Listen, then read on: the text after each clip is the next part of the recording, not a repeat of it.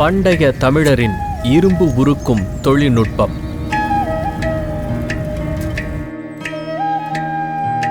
இரும்பு தாதுக்களை நேர்த்தியாக தேர்வு செய்து சேகரித்தனர். மண்ணால் ஆன உலையை கைகளால் தயார் செய்தனர்.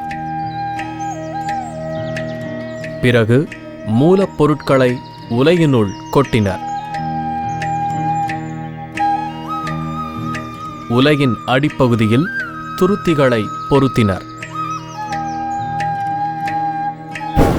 துருத்தி வழியாக காற்றினை செலுத்தி வெப்பமூட்டினர்.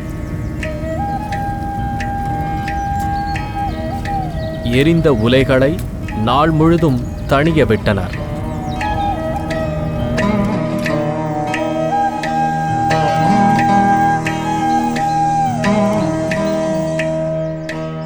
பிறகு உலையை உடைத்து அதனுள்ளிருந்து இரும்பினை சேகரித்தனர்.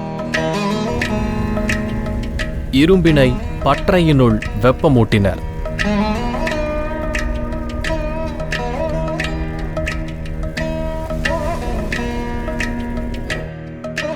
வெப்பமூட்டப்பட்ட இரும்பினை பொருட்களாக அடித்து நெகிழ்த்தினர்.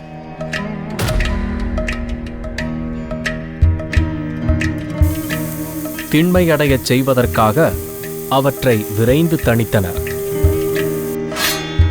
46வது முல்லை பாட்டானது இரவு பகல் செய்யும் திண்பிடி ஒள்வாள் என்று புகழ்ந்து பாடுகிறது.